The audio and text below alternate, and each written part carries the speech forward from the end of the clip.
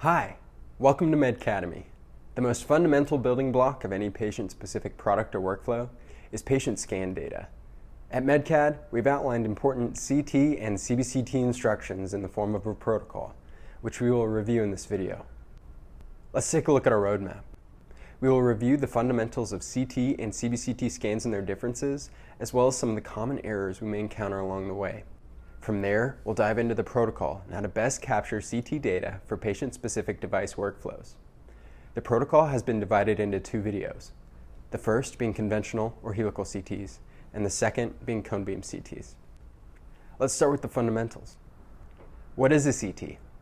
Computer-aided tomography is a technique for displaying a representation of a cross-section through a human body or other solid object using X-rays or ultrasound. CT data is typically captured by a radiology department or lab, who will be the primary users of this protocol. The resulting data is usually referenced by a clinician to make an informed decision about patient care, and in this case, used by MedCAD to make a 3D model. More on that later. There are two primary methods of capturing CT data, the first being conventional or helical CTs, and the second being cone beam CTs. In this video, we will focus on conventional scans. In these images, the yellow objects indicate the scans as if they were physically passing through the body. Conventional is more like a slice, and cone beam is more like a flashlight.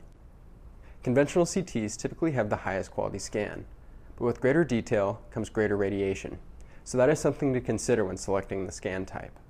From a designer's perspective, however, a conventional scan will be a faster design, which may lead to faster turnaround time.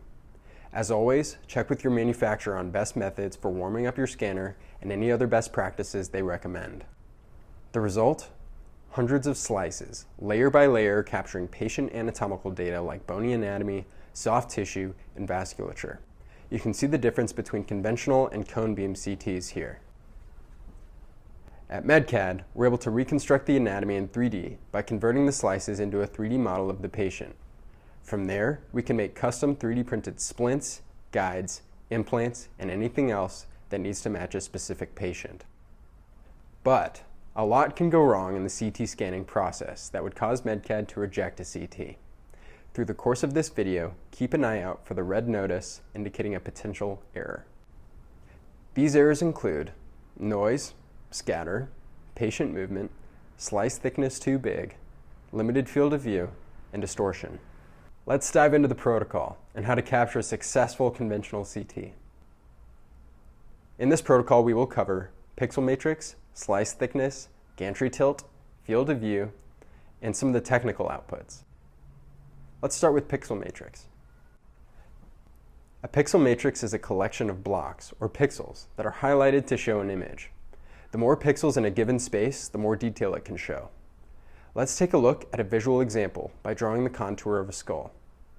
If we fill in the blocks beneath it, you can see an increasing level of detail between A, B, and C because of a greater and greater pixel density. The more pixels you can pack in a set area, the higher quality image we can capture.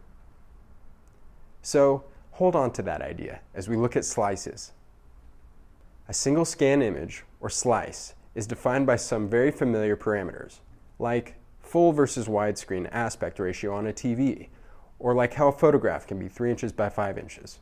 From there, we define our pixel density of 512 by 512, much like a TV can have 4K or 1080p resolution. And then, of course, we have our single pixel. Pixels are two-dimensional, but we're going for a three-dimensional object here, so let's add some depth. With depth, or slice thickness, our two-dimensional pixel becomes a three-dimensional pixel, known as a voxel.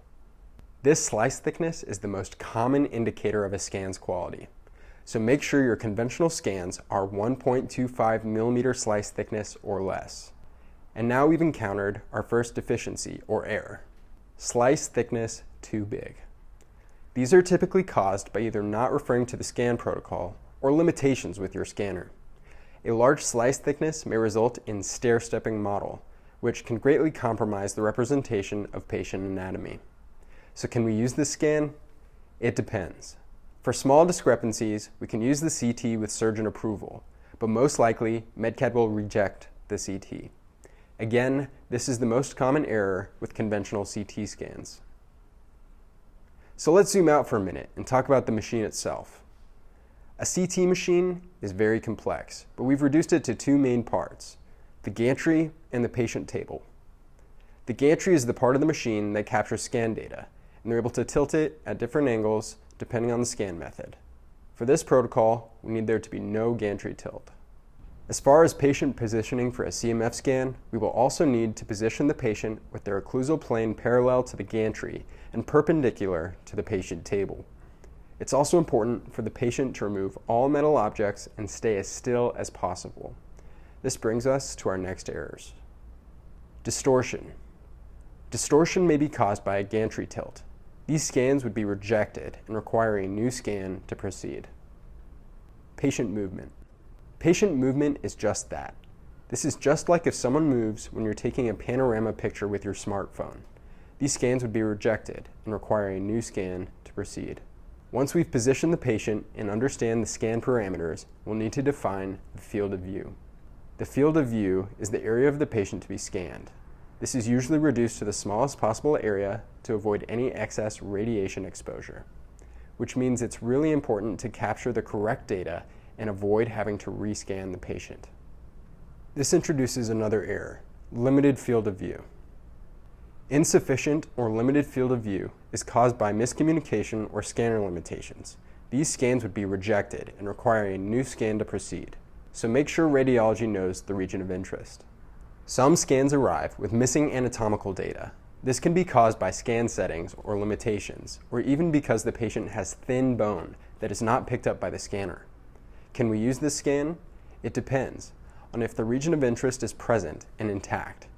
The important thing with this deficiency is making sure the correct region of interest is selected and the patient can be scanned appropriately.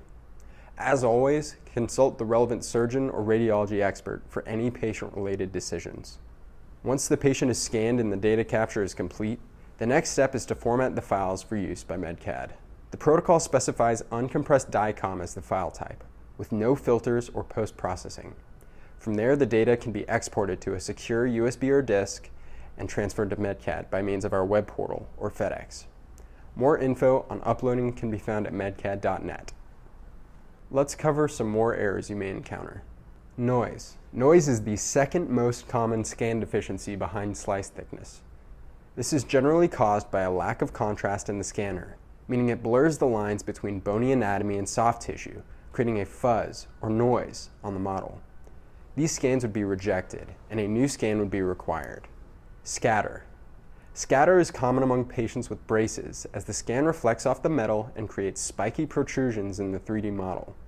These scans can be coupled with dental data like stone models or intraoral scans to overcome the scatter. But there are some instances where a new CT will be needed. So, for usability, it depends. In summary, our key takeaways include 1.25mm slice thickness for conventional scans, with a general scan date target of 3 months or less as patient data may change. This brings us to the end of part 1 of our CT CBCT protocol review. In part 2, we will take a deeper look at the MedCAD cone beam CT protocol.